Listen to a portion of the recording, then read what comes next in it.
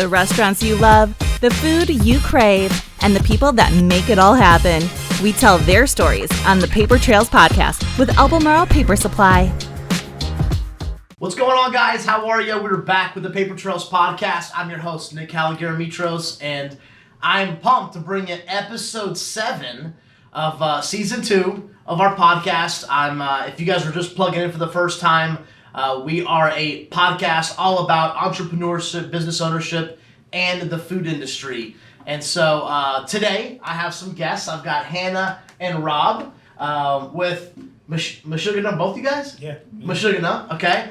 And we will get into what Mashugana is because I didn't know what it was either if you guys are first hearing about it. But super pumped. Both these guys have a background in food, culinary, baking. And they are definitely making a splash in Charlotte, making some moves. They had a pop-up for a while. Now we're looking at moving on and have some big moves for 2021. A storefront maybe. Yeah, we're getting down to the nitty-gritty. In the process, we'll just leave it there. We're finalizing the paperwork, and so no, it's exciting. It's exciting, and as you guys know, I love to tell people story, the background. And just, listen, everybody's story is different. Everybody's background is different. Everybody's path to food is different.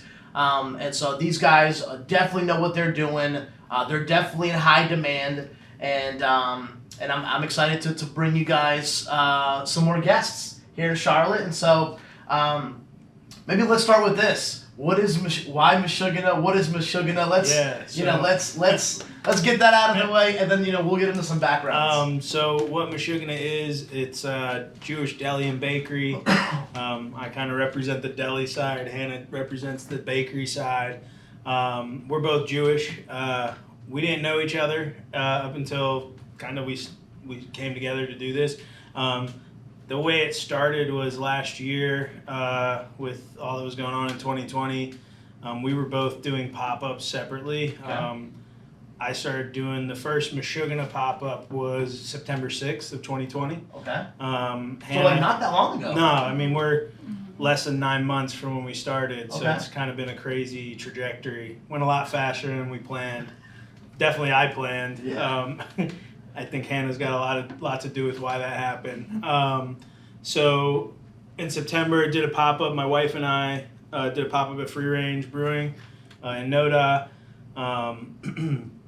There we were selling sandwiches. I think we made 16 sandwiches. First one, yeah. I'd never sold Jewish food before. Like, I've been cooking for years, never done Jewish food. We can get into that later. Okay. But did this pop-up, sold out. Did another one, sold out. Did a couple more, kept selling out, doing more food every time. We were doing it at my house to the point where we broke our oven, needed to buy a new oven, which is crazy. It's going good when we start breaking ovens. Yeah, it was actually crazy. The oven broke.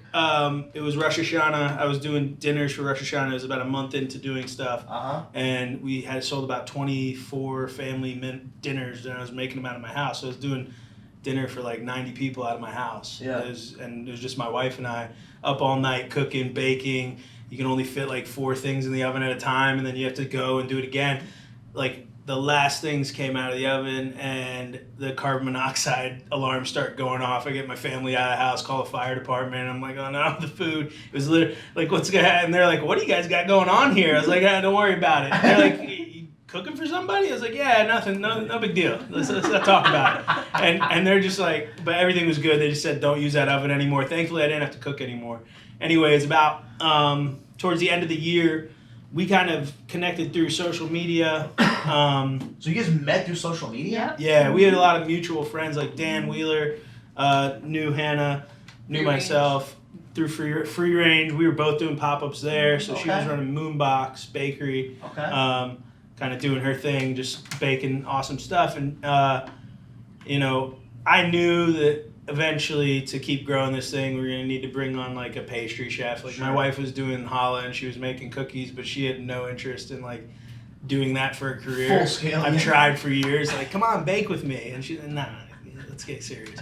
She did it for a couple months, and then she's like, this is getting too big. You're going to have to figure out another alternative. We started communicating, like commenting on each other's stuff, like flirting, if you will, via social media. Sure. And eventually, Hannah posted something about her Bobe and Babka, and I just sent her a message and said, "Are you Jewish?" And like the rest is kind of. What is Bobe and Babka? Bobe's like a grandmother. It's what Jews Jews tend to call their grandmothers. Like my mom is Bobe to my kids. Okay. Babka is this bread. It's like a chocolate braided bread. Hannah can really explain it. It's like it's amazing.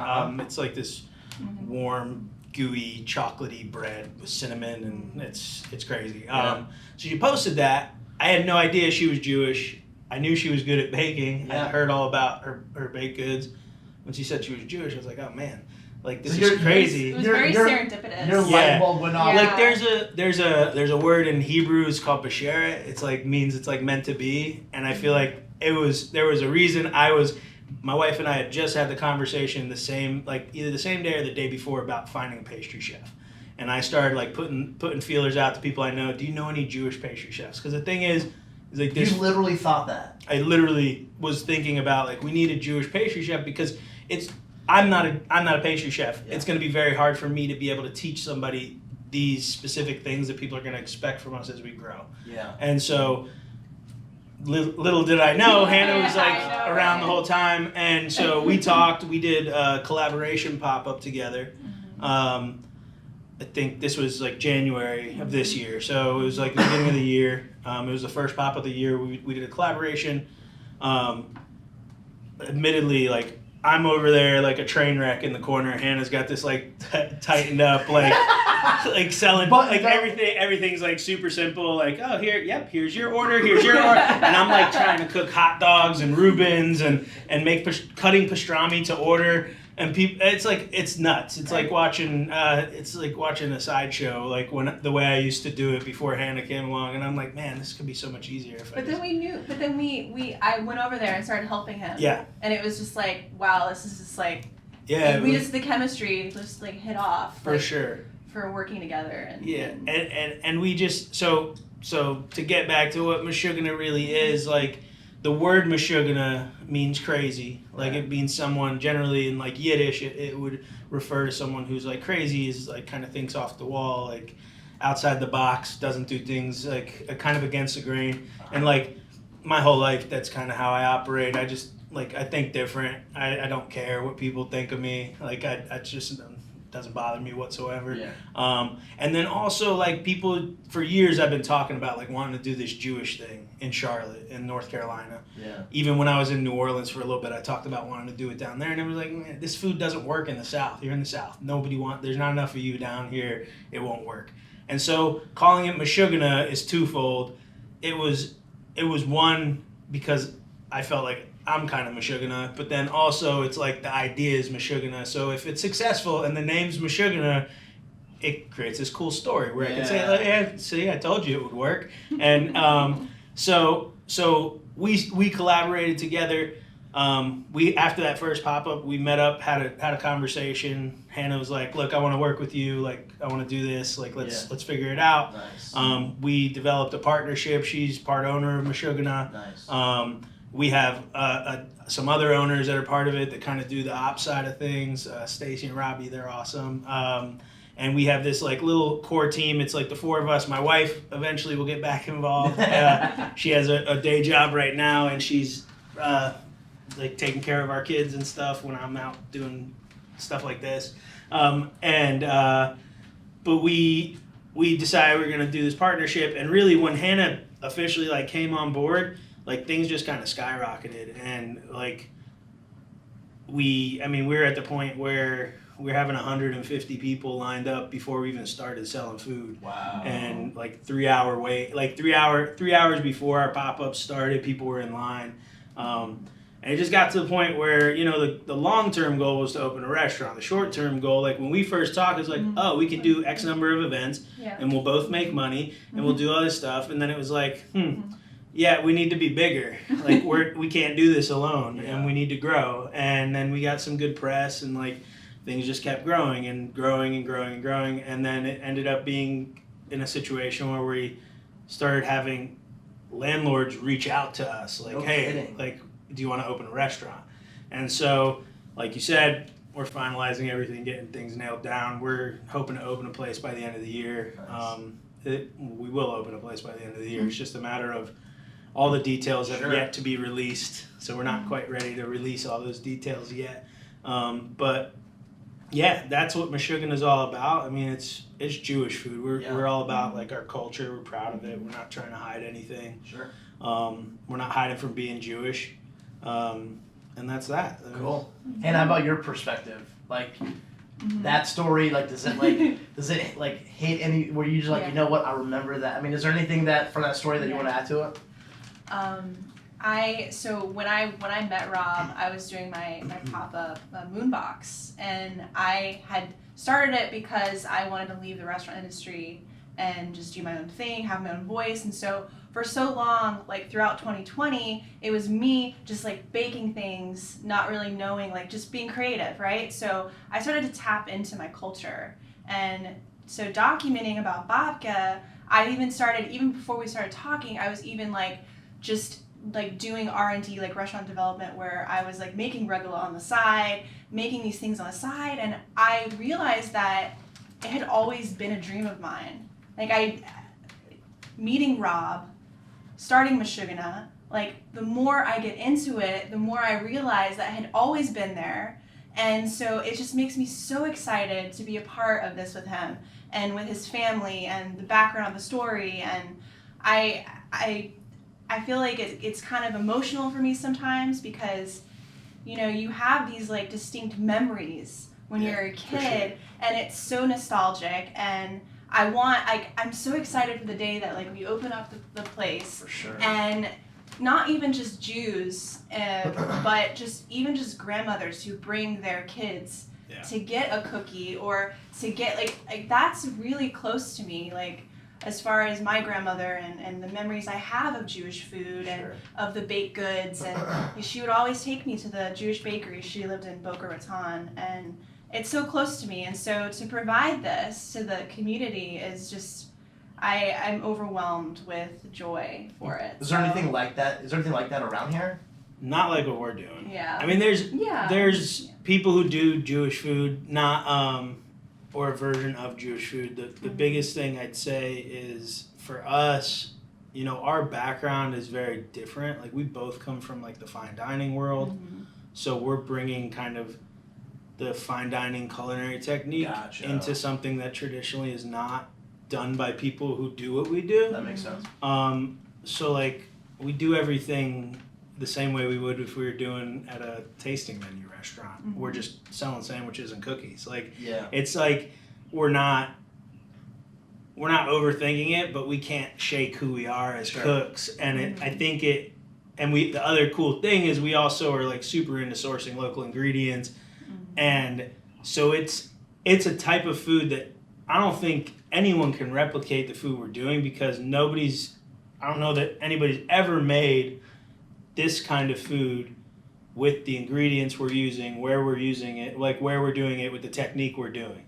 So I think that's really what differentiates our food. It's not to say that there hasn't been Jewish food before, but there hasn't been Jewish food like this here. Gotcha. There's other places in the country that do it in a similar fashion, but they're in a different part of the country. So the ingredients they use are different. Like we're not bringing in food from New York to do Jewish food. We're getting food from North Carolina, South Carolina, and we're making a version of Jewish food that represents where we are, because ultimately like that's what this food is. And it's where it comes from is people just using what they had available to them and making do with what they could. Makes sense. And kind of, you know, the religious aspect of it, like we're not a religious organization where it's more of a cultural thing for us.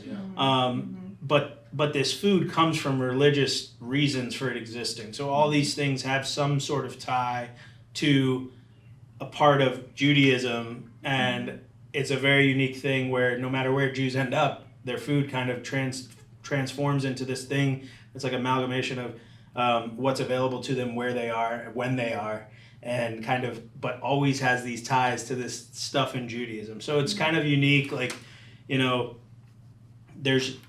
we have a cool opportunity to kind of create a new version of Jewish cuisine in the South that like people aren't really familiar with. but also tie into things that people are very familiar with, like a pastrami sandwich, like a black and white cookie, like babka. Yeah, it's surprising to me that people should say to you that it shouldn't work in the South when so many things about the South, as far as food goes, is so similar. For sure. Like, I mean, pickling and there's just so many similarities. I mean, you look at like the thing, like Southern food, it by nature is poor people food, right? Like, so is Jewish food. That's what it is. Mm-hmm. So there's a lot of correlation in that. Like Hannah said, like pickles. Like pickles are a huge thing in the South because it's about preservation. Well, it's the exact same thing in Eastern Europe when they're making dill pickles. Like they're just trying to preserve all their cucumbers before it gets cold. Like that's all that was. Pastrami's preservation. Pastrami, yeah, it's like the process really, of pastrami before you season it is almost exactly the same process of making ham. The only difference is we're using brisket instead of a leg of a pig. Like we're not. It's a different animal. Again, there it ties into people being kosher. They don't eat pork. So we're using beef, whereas traditionally, like for a ham, you would use pork, but we're brining and curing it the same way you would with a ham, and then we're just seasoning and smoking it. So there's a lot of ties to Southern cuisine. So yeah, I mean, it makes a lot of sense. It's not obvious, I guess, is the biggest thing. So our job is to kind of make it more obvious. Like matzo ball soup is a huge thing. I like to say matzo ball soup is chicken and dumplings, except our broth is thinner and our dumplings are lighter.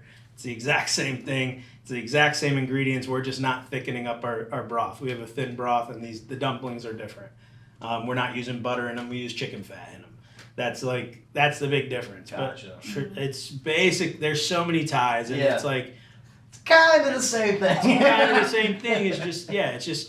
It's like a Honda and a Mercedes are still both a car. Yeah. It's just which one do you like better? I mean, not to say one like Jewish food's a Honda and Southern food's a Mercedes, but there's just maybe Chevy and Ford's a better BMW, Mercedes. Exactly. Yeah. So I think there's so much opportunity to kind of get creative with this cuisine, especially where we are, and kind of put our stamp on it and not really. I love it. Yeah, there's no rules to what we're doing because we're in like kind of uncharted territory as far as like opening a restaurant of this kind in this part of the country. It's just something not many people have done successfully. I guess. My favorite part of being a pastry chef in this part of the United States is the seasonality, and it makes me excited because the bakery, it's going to be like flowing with all these different things. Like in the season, it's not going to be the same, or it might even be the same every week, depending on what we get in and what's available. And so it's exciting to me just to see, what we can be creative every single week, and I love that. Into it. Let's get into maybe a little bit of your backgrounds. Yes. And so, Hannah, why don't you start? Give us a little bit of how you ended up. Did you always like baking? Give us a little bit of context. Maybe where you're from, because you're not from Charlotte originally. We talked about that. So give us a little context of how you ended up here. Okay. I'm from Florida. Originally born in Sarasota. Grew up in Orlando area where I went to culinary school. I baked a lot when I was a kid, and I really loved it, but I also loved film. So it was like tied between those two things. But I just happened to be baking one day, and my parents were like, "Why are you in culinary school?" So I was like, "You're right." So I went, and I have had such a really long story as far as how I got here. But just working in the restaurant industry has been huge. I actually went to culinary school to do cakes. Okay. I was really passionate about cakes, and I took a restaurant development dessert class, and I was terrified. In college? In college. Okay. I was terrified. But somehow you're scared of something, and it's a challenge, and it pushes you more. So without even realizing it, I just ended up in restaurants, and it's. Did you always work in restaurants? Yeah. So you always. Okay. I mean, hotels. Okay. So a lot of my career is a lot of different hotels, but mostly restaurants. Like when I moved to North Carolina, I started at a farm to table restaurant. So the whole time I've been in North Carolina, it's been mostly restaurants and plated desserts and breads, and So the passion is just kind of grown into like when you work in a restaurant, you kind of get to do all the things. You could do ice creams, plate of dessert has so many components to it. So you kind of have to be a jack of all trades and really hone in on like all types of techniques, sauces, and I think that's why I really like was grateful that I was pushed to get a culinary degree as well, because it really helps you as a pastry chef to know those techniques and to grow as a chef. And so you're a pastry chef and you got a culinary background. I worked as a line cook for a couple years at Universal Studios, which was interesting. But for a while there, I wasn't really sure which direction I was going to go, but I was just super passionate about food and I just wanted to learn. And so when I went to Italy, I interned in Italy. And what was that like? That was really, really cool. There, I didn't know the language, so I had to learn in the kitchen. And I went there for a culinary degree, so a lot of the cooks, like, I worked with them on the line, but then in the mornings, when I have a morning shift, we would do pastry, and they realized, wow, you're really good at this. Like, they just kept putting me in pastry, like, so after I left Italy, I realized, you know what, I'm really great at this, I really love this, and I want to, like, really learn more. Yeah. So that's when I like just dive deep into restaurant pastry work. What was the biggest difference being in Italy? Like, was there a food difference? Was the pastries? I mean, give everybody some context that maybe has never been to Europe. Yes. My family is Greek. I've been there, so very different environment, Europe than here. Give everybody that has not experienced that. What's the food like? What is, is there any big differences? Yes. Everything is so fresh. Like, the farmers come in, they bring everything for that day, literally for that day. So I have this memory of, I've never actually eaten a fresh apricot before. Okay. And so they had this big barrel of fresh apricots. And I looked at the chef and I was like, what are these? And he's like, they're apricots. I was like, no way, I've never tried one. And so you're fired up. I know. I was like, wow. So I like took a bite and it was just so juicy, and like all I've ever had was a dried one before. So it was really like eye-opening, learning about ingredients and really like diving into the freshness of it, the seasonality of it. And Europe is really like, that's what's close about it, is that everything is so fresh. Like, it's amazing to watch, like, everyone after work, they go to the store, they get the things that they need for dinner that night. It's like a ritual at almost every day. Wow. Like, because it's fresh. You go to the market and you get a chicken that was slaughtered that day, so you have to cook it that day. It was just, the wine, the cheese, the gelato, Italy is just what was your favorite dish or pastry in Italy? You have any favorites? My favorite dish, and it's stereotypical, but I did have lasagna, but it was by a grandmother whose recipe, her lasagna recipe was 100 years old. Wow. And then they drizzled their this particular winery made their own truffle oil, and so they drizzled their own truffle oil on top of their grandmother's lasagna. Oh, isn't grandma stuff like I feel like when you say grandma's done. Like, that's the best. And gelato, hands down. Again, certain things were a ritual there, and like a stroll at dusk in Italy is a ritual thing, and you go and get your gelato and you take a stroll in the piazzas, and it's just, they know how to slow down. They know really how to indulge in a way that's really important for your soul. Sure. And all of life is different. Yeah. In Europe, it's everything is slow. Everything is a little bit more enjoyment. Like, it's very, at least in Greece it is, and it sounds very similar. And the one thing that I've noticed, just being, my family owns restaurants, and me being involved with restaurants, and is the bakeries. Like, in Greece, like, nobody buys sliced bread. They go to the bakery and they buy a kilo or a half kilo of bread and they have it for that day or the next day. And then they go, everything is fresh like that. Yes. I mean, it's, my uncle had a bakery that he now sold to his nephews, but, he, or it's more long distance relatives, but, he would wake up like 2:30 in the, literally, like it just, and we would go by and if we were traveling, we'd get coffee and, some kind of Greek pastry, dessert, or a croissant or something, and we'd go visit my aunt's an hour away, or you know what I mean. And so that's the biggest difference. There's a lot of It's like quality over convenience. Yeah, it is. It's like, and that's kind of the thing about great food. Generally, it takes a lot of time. 100%. It's the most important ingredient is time, and people. Wow, that's interesting. You said the most important ingredient. Especially with our stuff, it's all time. Like our pastrami takes 2 weeks to make. Like from the time we get the meat to the time. If you really want to look at how long it takes to make, it's months. If you take into account dry aged beef, everything. But really great food takes time, and you think about all those old recipes. It's again, we're looking at these things come from. Yeah, the labor of love, and then it's come from time before refrigeration, these modern conveniences, and these grandma recipes are coming from a place of necessity. It's not they didn't have a choice, so they had to figure out how to make it the best with what they could do, and generally those things took time. So many great cooking techniques are those things where you just it sits on the stovetop for hours and hours and hours and just does its thing, and baking the same thing. Great breads it's a couple day process to make really great bread, and it's you think about starters for sourdough, there's 1,000-year-old starters that they've been keeping up with and generations and generations. It's just crazy.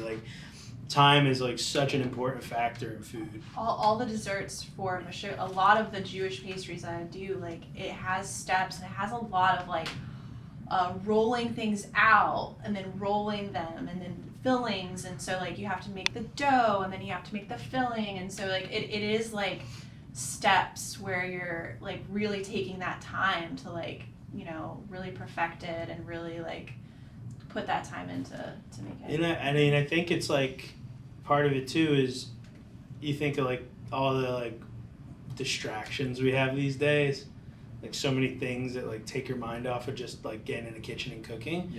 I think back where all these things come from, it's what else were we gonna do? It became almost a form of entertainment to create something from nothing. You have flour and water and salt, and all of a sudden you have this beautiful loaf of bread. That's crazy. That's really all it takes is flour, water, and salt, and time. That's how I see it. Those are the 4 ingredients: time and the environment you're in.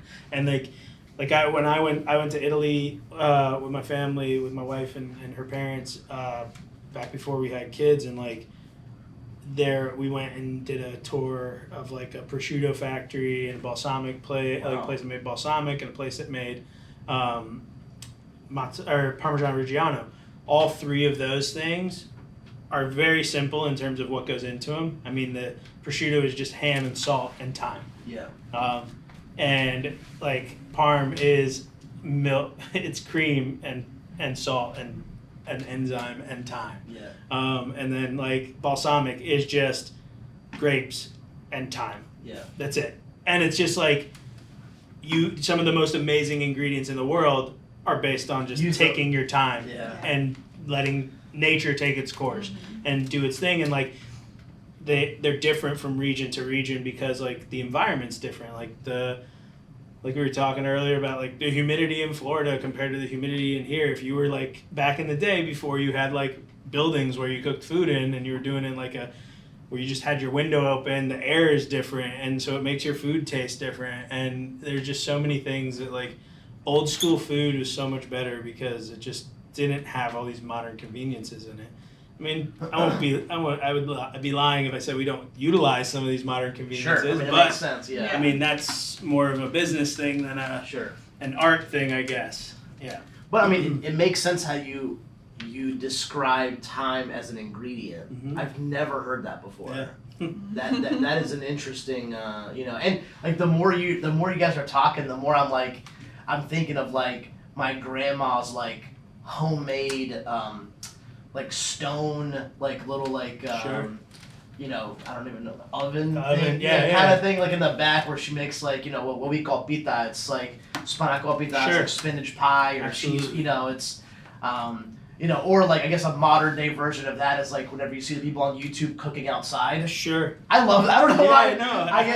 And we always find that at like 12 at night or 1 in the morning, and you're salivating for a chicken parm sub, and you're like, how does this guy just make it? Like I grew up in Florida also, and like right north of a place called Tarpon Springs, which is a huge Greek community. Yeah. And like they would make phyllo from scratch. Yes. And like I remember as a kid like seeing that, and I was like, what are they doing?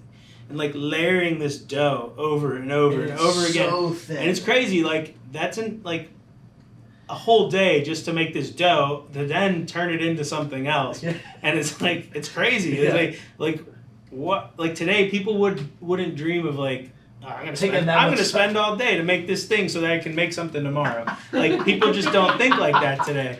But like for us, it's like kind of the cool stuff. Like it's like, and honestly, it's more rewarding when you do stuff like that. Like you know, anybody can get a thing of ground beef and make a patty and throw it on a thing. And there you go, you got a burger. Yeah, it's not that like what are you really doing? Yeah. Like and it's like the creating of something from nothing is like the part that I think both of us really love.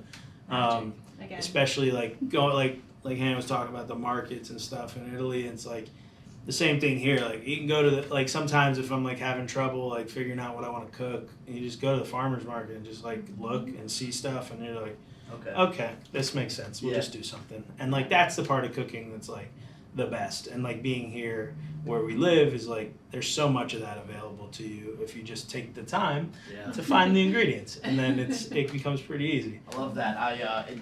That story just now reminded me of a book I read a long time ago.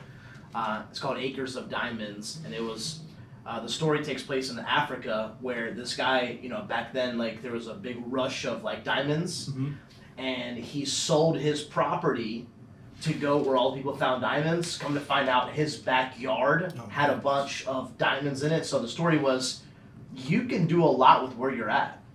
Like 100%. you can create a community, a style, a Jewish type of in your backyard. You don't have to move. You don't have to go somewhere else. You don't have to be, you know, whatever. You don't have to go to Italy to learn. You know what I'm saying? Like you can do so much with what we have available here, whether it's ingredients or you know. So, but anyway. So I know we got an Han's background. Give us your background a little fast. So you're also from Florida. I am from Florida. And a Tampa Bay fan. Yeah, Super Bowl champ. Tom Brady, TB12. Yeah, nice. Do it. It's great. I grew up in the Tampa area, Palm Harbor, Florida. Which is just by Clearwater. Okay. I was born down in South Florida, Hollywood. Moved up to Tampa when I was really young. But I really didn't cook. I cooked at home. Like I'm like from the Food Network generation. Like I grew up watching Emerald. I used to say Bam. Yeah.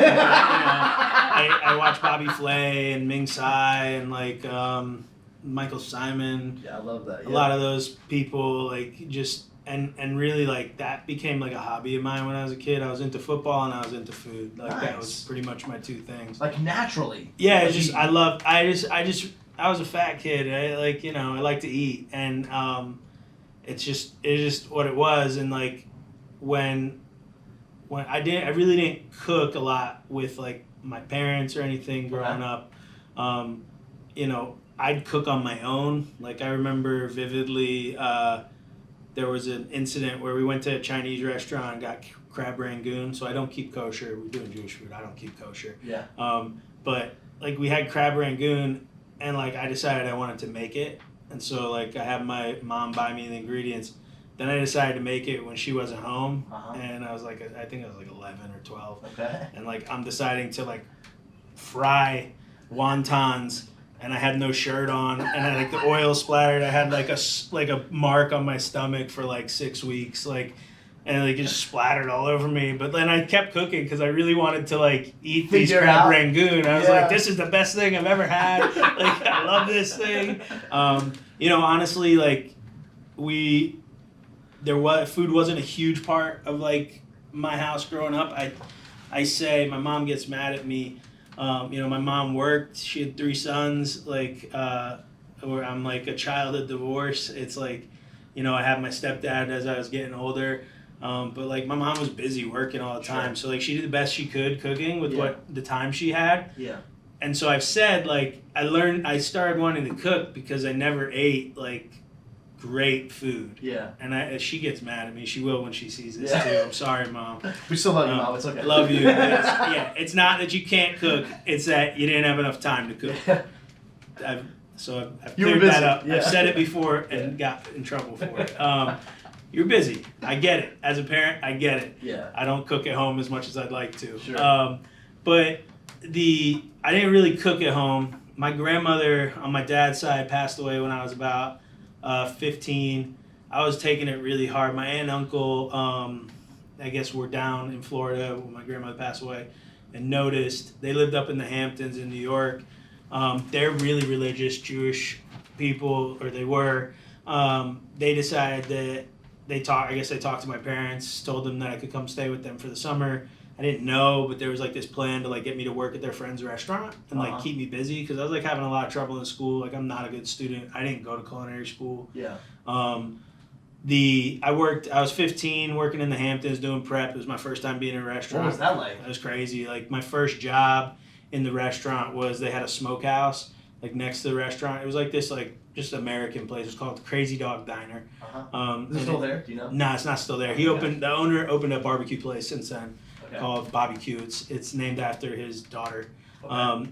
So his daughter's named Bobby, and they opened Bobe Q. Nice. So it's more focused. He always had this barbecue aspect that he loved, so it made a lot of sense. He just streamlined things. But I was pulling like hot pork butts that just came out of the smoker with like these rubber gloves on and like hand pulling them. I'd never done this before. My hands are burning. I'm like, what is happening? Like, what am I doing? And the next job, 15 years old. 15 years old, like they had me riding the bike to work. Like they were just like, all right, we're gonna whip this kid into shape through manual labor. I think I was making like $6 an hour cash. And I went to, like, the next thing they had me, like, peeling shrimp and stuff like that, like, in a walk-in because they knew, like, I'm too slow to do it outside of the walk-in in the middle of the summer. Like, so they, like, had me in the walk-in, like, in frigid temperatures, like, peeling things. You got a toboggan on it. Yeah, and then by the end of that first summer, I was, like, working the grill. Like, I just was picking things up really quickly. Okay. And I was like, I want to learn more. Like, let me cook. I want to cook. Was that your first taste of like really enjoying? Yeah, it was my first time being in a restaurant. It was honestly my first time being around different people from me. Okay. Like, people who didn't speak English. Like, there was like it was my first time being around a lot of things. Yeah. My first time doing things I probably shouldn't have done. But I, like, by the end of it, they had me working the grill at, like, dinner service. Like, It was crazy. Like, I was 15. Like, I mean, the sous chef would, like, be standing next to me, making sure, but, like, he'd basically watch the line while he made sure I wasn't screwing things up. I'd learned how to cook meat to temp, and, like, I'm 15 years old. That's always kind of been my niche. When I've been in restaurants, I always ended up on the grill, just because of that. Like, I think that's the first thing I learned. And so I was doing that. They asked me to come back the following summer. I did, like, kept learning things. By that, like, summer, I'm 16 years old, and I'm their grill guy for the summer. No and, like, kidding. in the Hamptons, like, I remember, like, Puff Daddy. Which is a nice area, right? Yeah, like, Puff Daddy. Daddy, like, came and ordered, like, from his limo. Like, I made cheeseburgers for Puff Daddy and his family. I remember they're like, yeah, this is for Puff Daddy. Because, like, all these famous people lived out there. Yeah. Which for the younger generation now is P. Diddy. P. Diddy. He's Or Diddy. It might just be Diddy at this point. Or younger people might not even know who he is anymore. I don't know. He was pretty big back then. Yeah, This was like the late 90s, late 90s, early 2000s. So I did that. It was great. I had asked those guys, like, because, like, I'm 16 at this point. Yeah. I think I didn't go back because I was playing football, and, like, once I, like, started playing varsity football, I couldn't be gone for the summer. Yeah. So I didn't work the rest through high school. Like, I was just, like, barely scraping by to graduate high school. So like I was in summer school and things like that. Yeah. So I didn't have time to like go work. Yeah. I asked them about culinary school and they're like, nah, just go work, man. You're already better than a lot of culinary students. The chefs and the people in the restaurant, they said, don't waste your time. We all went to culinary school. Like, I was not as good as you at 16. Like, you don't need to go to culinary school. Like, you've learned enough already. Go get jobs and learn. Like, which is interesting. I did not know until Daniel Wheeler told me that the food industry is one of the few that you can actually through experience learn and become a chef. That's how it used to be. That's how it was in the culinary school is honestly, in my opinion, there's a lot of benefits to it. Sure. To good ones. Yeah. But in a lot of ways, like the development of culinary schools, it's like a money grab. Like, it's like what they do in culinary school, and this isn't every culinary school, so I don't want to like generalize. Gotcha. But like, a lot of people go to culinary school and are sold on this dream that when you graduate, you're a chef. Yeah. And like, that isn't real. Like I've had culinary students I work with who have no idea what they're doing in a kitchen and like how to actual function in an actual professional kitchen. Yeah. And it's not to say they don't want to. It's just there's a steep learning curve of a classroom setting is so different from, and again, I've never been in those classrooms. Yeah. But I can only imagine, and hearing from people who did work in those classrooms, like the setting of a classroom is so different from the setting of a restaurant. 100%. And like being in a busy service, and like you can't do everything perfect. Not everything's going to be perfect, but you need to figure out how to make it perfect. Yeah. Exactly. And just like adapt on the fly. Like that's the biggest thing. I feel like pastry is a little bit different. Absolutely. Just a little bit. Just as a sense of like being focused on like, all right, I'm learning how to do laminated dough today. Mm-hmm. You wouldn't really get that unless you were like focused on something, Now, so just. Well, that being said, like I agree. Like pastry is very regimented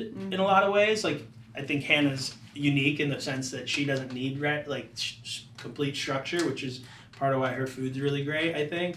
But like on the savory side, like building flavor and stuff, it's all about like feel in a lot of ways and like developing your palate, and like it's hard to do that if you're not just doing it every day. Yeah. And what happens is you can't just go work at like Taco Bell or Carrabba's or Olive Garden and learn to be a chef. That's not gonna happen. Like you need to find the right mentors and the right chefs to work for, and people who actually like take pride in teaching the next generation on how to do this work. And that's the hardest part, is finding the right restaurants. Because look, I love restaurants. Not every chef is really trying to make chefs out of their cooks. And like that's not a thing. That's something we are really passionate about. Yeah, that's and what it's I'm like so excited about. It's part of what we're doing is like we want to develop people through our company. Yeah. Because it's not something that's easy to find. Like going back into my story, it's like I worked through college. I dropped out. I think it's 5 times I dropped out of college. 5 different schools, many community colleges. But I cooked the whole time. Yeah. And what ended up happening, I was dating my now wife, long distance. We met at summer camp. We worked at summer camp together here in North Carolina. And basically it got to the point where she's like, look, I was at Florida State in Tallahassee. Like my whole childhood, like my parents went to Florida State. My brother went to Florida State. Like I wanted to go to Florida State. I'm a huge Florida State football fan. Yeah. Finally got into Florida State. I'm in these classes and I was skipping class so I could go cook and work my job. Yeah. I was like working at a hibachi place. Yeah. And I was like doing hibachi. And like I'd rather do that than go to class. And like so you knew then, you were like, all right. I just always wanted. Well, you didn't know I worked hibachi. No. I just didn't know that you were skipping class to go hibachi, which is really funny because I have a similar story. I was skipping class because I got caught in pastry books at a bookstore right down the road from college. I was so like, I would go to this bookstore and I was so into these recipes and reading them that I would like, this was before culinary school, but you know what I mean? Like, like it's very just similar. Like you dive in and you like fall in love with it and like you can't shake it. And like my wife told me, I mean, she wasn't my wife at the time, she was just my girlfriend. She said, look, if we want to keep doing this, you need to come up to Boston because I can't do this long distance thing anymore. She had a year and a half left in school. She knew I never went to class and I wasn't going to probably graduate. I was probably going to get kicked out again for not going to class. And so I was just like, well, I guess I can cook up there. Yeah. It's Boston. If I can't find a place to cook in Boston, like I've never lived outside of Florida, so like it was kind of cool to like go to a big city. And when I got there, I was there for about 5 weeks and couldn't find a job that I wanted. Because for me it was like I knew that this was an opportunity to like take my career, like what I wanted to be my career, because it wasn't a career yet. Yeah. Turn it into a career. And I knew that meant getting into the right kind of kitchen. Like, I went around everywhere looking for jobs. There was like, I would start, like, I did like stages and like would leave like 20 minutes. And I was like, nah, I can't do this. Like, this is terrible. Like, just places were just dumps and like they treated their people terrible. And I was just like, I can't work in these places. I ended up somehow convincing, Barbara Lynch has a restaurant in Boston. It's like a institution there. It's called Number 9 Park. I did a stage there, so for one day they let me come in, and the idea is it's like a working interview to see if you're the right kind of fit for their thing. It's a super fine dining place, like really high end. And what happened was very quickly they knew I could not hang in that kitchen, which admittedly like was the case. I was not ready to be in a kitchen like that. Sure. However, what they did there was, and they probably have no idea who I am, they don't remember me, I'm sure of it. They do a tasting menu there.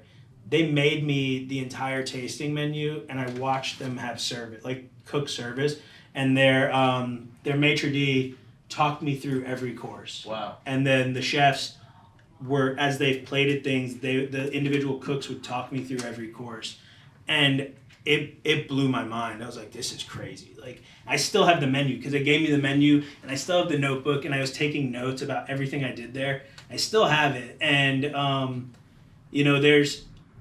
was wild, and they were like super into like seasonal ingredients, and like that was like my first exposure to that.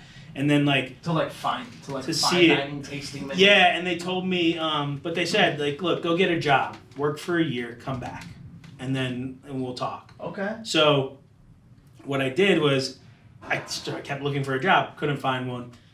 We were living in Beacon Hill with roommates, my dog. There's 4 of us in a 3-bedroom apartment with my dog. Yeah. I'm living there. I'm frustrated. My wife's at school. I have no money left. I have no job. I'm like, what? Oh, this is terrible. This girl's parents are gonna hate me. I'm freeloading off of like her family. This is insane. Like I had no money left. I'm 4 years older than her. Like I'm just like a bum at this point. And I'm like, I stroll down to the bar down at the corner across from Mass General Hospital. I stroll in there. I'm sitting at the bar having a drink, like drowning my sorrows. And the bartender, this guy Rob McCaffrey, he's like just starts talking to me. He's like, what's your deal? He's like, you're not from here. Yeah. And like he has this like Boston accent, Yeah. like, and I'm just like, yeah, like I moved here, my girlfriend, like I need a job. He's like, what do you do? I was like, I cook, kinda. He's like, what? I was like, what do you mean kinda? I was like, he's like, you want to meet the chef? I was like, sure. And the chef, this guy Nick comes out, Nick Dixon. He comes out, introduces himself. He's like, his voice. I can't even do it. It's such a thick Boston accent. He got red hair, like Irish guy. Yeah. He's like, you want to work? I was like, yeah, I do. He's like, all right. He's like, come back tomorrow. He's like, where do you live? I live literally like up the block, seven apartments up the block. Yeah. I could walk there. Yeah. Like, I came in, and he had me cook for him. Yeah. That's how he determined if he was going to hire me. He's Okay. like, go cook whatever you want. And this is what I do now. I've done everywhere I've been. If you want to work for me, just cook something. Yeah. I don't need you to cook my food. I need you to cook you cook. Because like you're not going to learn how we do it in 10 minutes. It's impossible. Yeah. So just come in and cook. And he did that. And I remember I made this like bizarre like sauteed calamari dish. It's probably something I had in Tarpon Springs.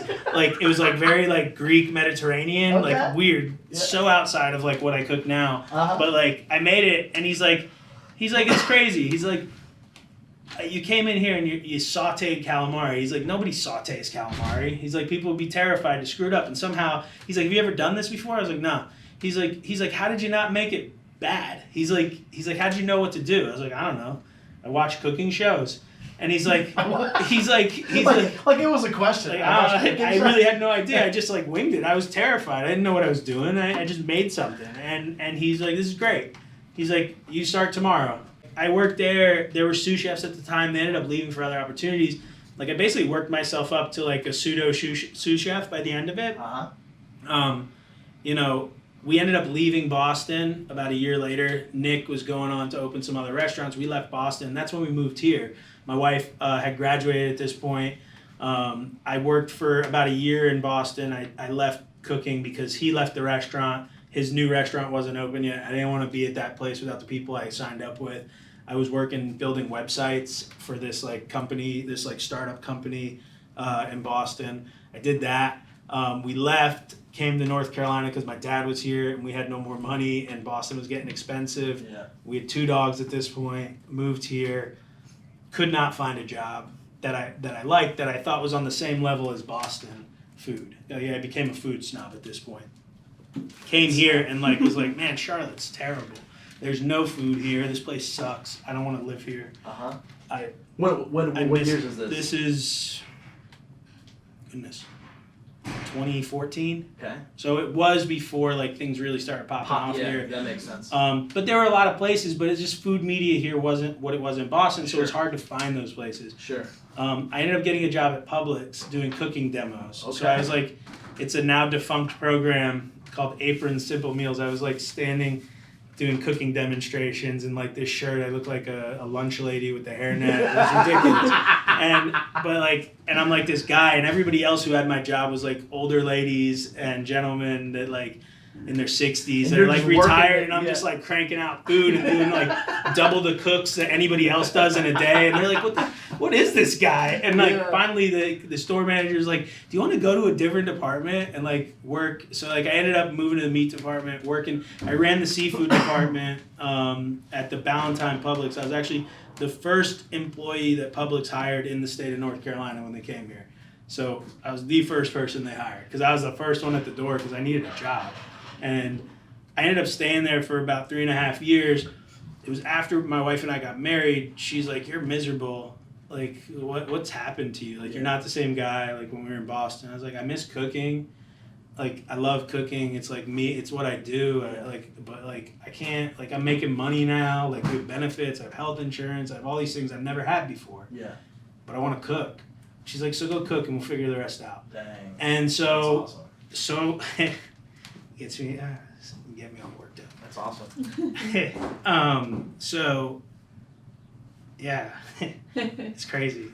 The reason that I say it's awesome is because, like, there's something about chasing what you love and your passion that you just can't replicate it, man. Nah. You know what I mean? And I think, so at that point, I sent 2 emails because I started doing some research. You know, at that point, I was making like $18 an hour at Publix, which 5 years ago is good. Yeah. I had full benefits, health insurance, a 401k, stock options, all these things, which in a lot of ways is part of why we've developed what we've developed here, which we can get into that too. But I had all these things, but I wanted this other thing. I didn't care about anything else.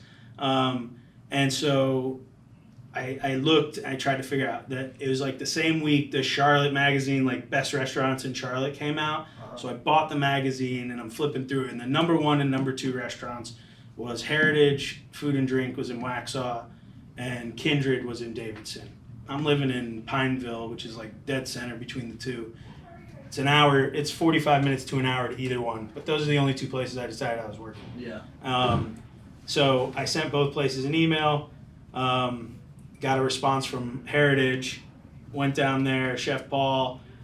Basically, it's funny because I saw him yesterday, we were talking about it, and he's like, it's crazy, like, that was so recent, but it seems so long ago. Like, I remember I had just turned 30, because I'll be 35 next month, and he said to me, he's like, what's wrong with you? He's like, why the hell would you want to do this? He's like, you have a job, you're making money, you have all these things, you're never going to get this again. Like, if you come back to this world, like, what's wrong with you? He's like, man, it's just what I want to do. Like, I have no idea. I said, but I'm not happy. Yeah. And that's it. Yeah. He's like, all right. So he let me do a stage. I remember Heritage was this crazy kitchen. It was tiny. like a little hole in the wall 30-seat restaurant in Waxhaw. Okay. But like by the time I left, he had been nominated for like a James Beard, Wow. and like in this hole in the wall out in the boonies, like 40 minutes away from Charlotte, and like in some nondescript city that people don't know about outside of Charlotte. Yeah. But like there was that kitchen. Every person in that kitchen when I was there now either runs either a kitchen or runs a pastry department somewhere in Charlotte. Nice. Every single person, down to the dishwasher at the time, eventually was running a kitchen. Do you think, sorry to interrupt, but do you think it has anything to do with Chef Paul or leadership, or I mean, what, like, why do you think that happened? I think there's a lot of layers to it. I think it definitely had something to do with like Chef Paul's different. Like he's super passionate about like the craft of cooking, and there's no wiggle room. Like he has an expectation, and that's like either meet it or don't. Yeah. Either you can meet it or don't work here, kind of thing. Yeah. And like it's hard to work for him, Yeah. to be honest. Like he knows it though. He's a lot different now. I think he's calmed down a little bit. he's a good guy. I think what it also was the people who were in there all had the same goals. Everybody in there wanted to be the best at what they do. And I think it's like this competition thing in a way, and I've worked in other kitchens like that as well, where like every single person there wanted to be the best at what they do, and you can't help but get better when you're in that environment. Yeah. And at that point, it doesn't even matter who's in charge. And not to say that that's like anything against Chef Paul, but all of us wanted to be better. It's just the right people. And we had a chef who wanted the food to be better. So it was like you're in an environment where everybody wants to be great at what they do. And it wasn't about money. It wasn't about anything other than how can we get the best food on the plate. Yeah. And like I was plating desserts for like Ashley Boyd, who's like anyone in Charlotte knows, like she is like the godmother of Charlotte pastry. Like I think every like badass pastry chef in town at some point worked with Ashley. Okay. And that was like my job there. I was plating her desserts, and I like never plated anything like this. It's like she had these charts with like everything like laid out to the T. One of these, 1 ounce of this. And I'm like, holy shit, what? This is crazy. It's like reading a textbook while I'm also plating, and like I'm also doing appetizers, and like it was crazy. Yeah. Like learned to multitask very quickly. At that point, I left. At the end of my first year there, my last service was New Year's Eve, I guess 2016. I moved to New Orleans to open a restaurant with my brother, who runs like bars down there. So his wife and himself and their business partner decided they wanted to open a restaurant. They asked me if I would come down and run the kitchen. Did that.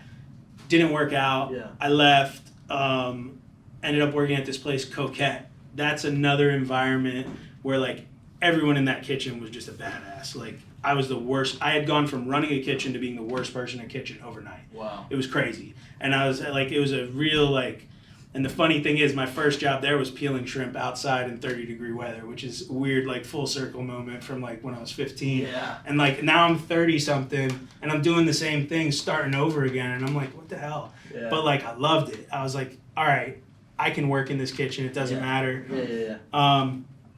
The only reason we left there is because my wife got pregnant and my daughter was born, and we just weren't sure we wanted to raise our kids there. We owned a house here, so we decided to move back. Makes sense. And at that point, like prior to COVID, for about 2 years, I was working for Rare Roots. I worked at Finifino, and then I was the executive chef at the Porter's House.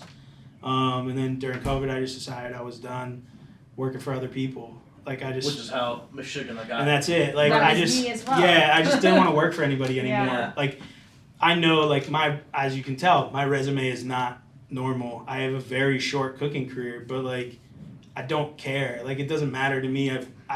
Every place I've been, I've taken as much from that situation as I could, 100%. and then when I felt like I could no longer learn anything, it's time to go. Yeah. The only exception to that rule was Coquette and Heritage. Both of those places I could have kept growing, but there was opportunities that came about that just were too much to pass up.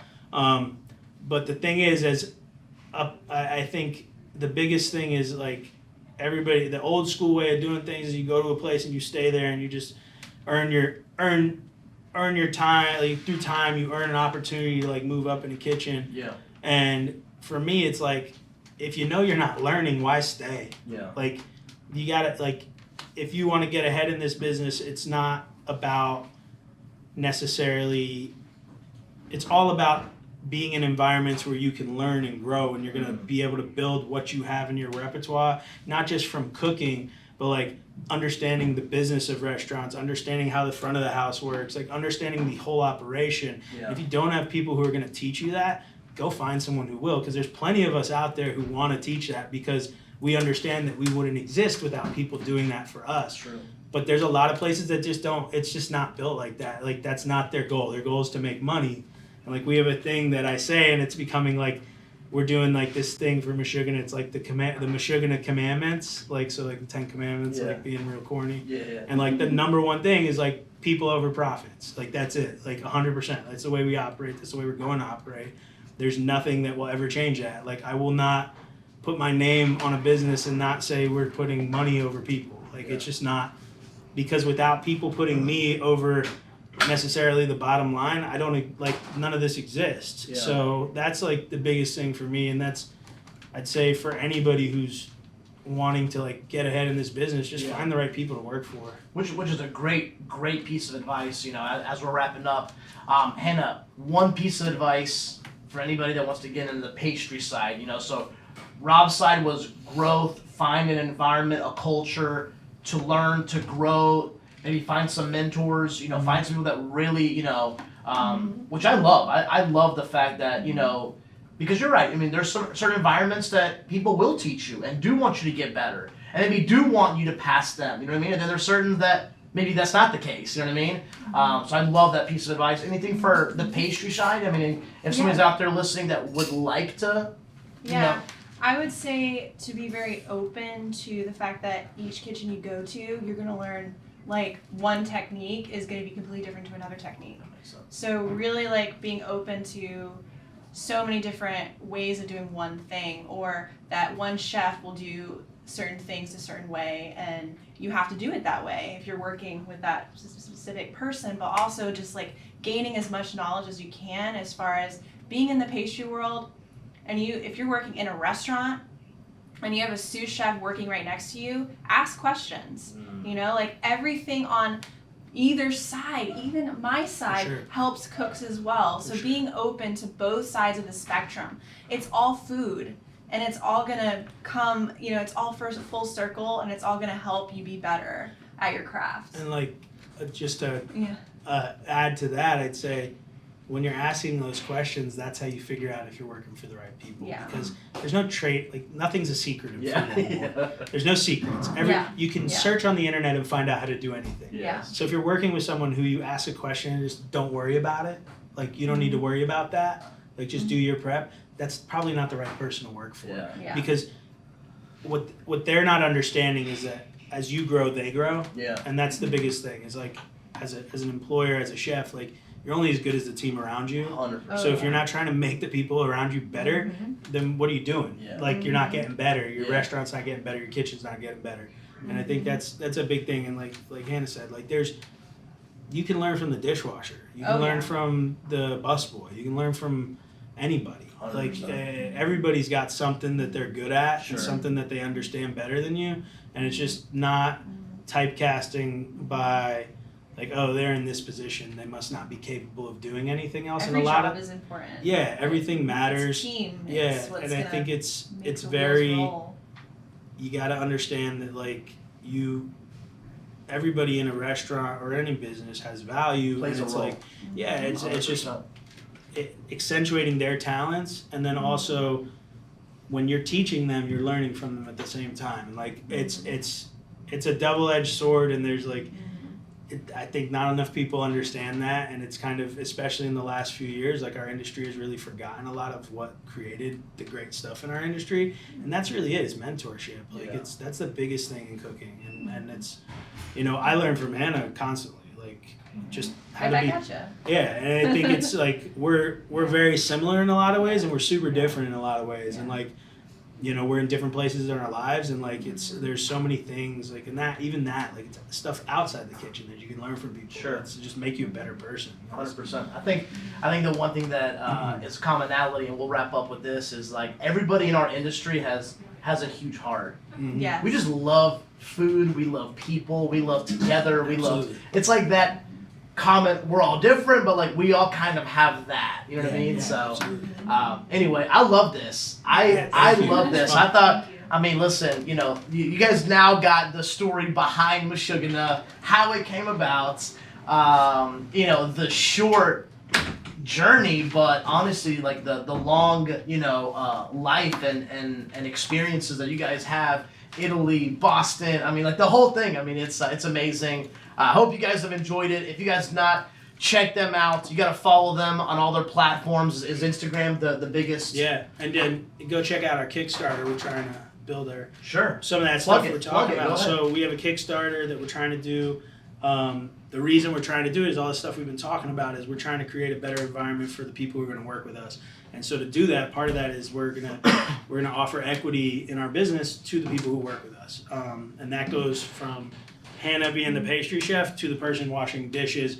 You stick with us, you grow with us, you're gonna get something on the back end. It's not gonna just be here's your paycheck, figure the rest of life out yourself. Like we want to grow individuals and give them careers, and eventually we want like my dream is to hire a dishwasher from Mashugana that one day opens a restaurant. Nice. And that's the stuff we're going to do. Like I say, it's my dream. Like we're gonna do it. Yeah. It's just part of it is being able to fund it, this first one, Yeah. and not have to give away the whole business to people who aren't gonna work with us every Sure. day.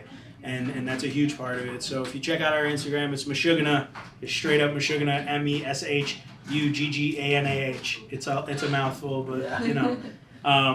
you can go on there. We got a link in the bio. You get on the Kickstarter. There's a bunch of cool stuff that you can get. $1 helps. Like honestly, like Sure. we're trying to raise quite a bit of money and we're trying to do things different. And I think, there's a lot of people who will benefit, not just in our restaurants, but like we have a lot of community initiatives we want to be a part of.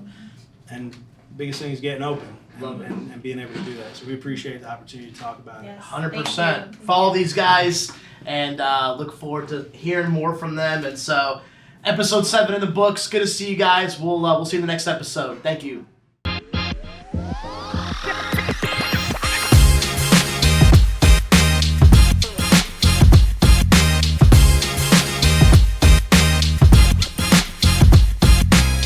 The restaurants you love, the food you crave, and the people that make it all happen. We tell their stories on the Paper Trails podcast with Albemarle Paper Supply.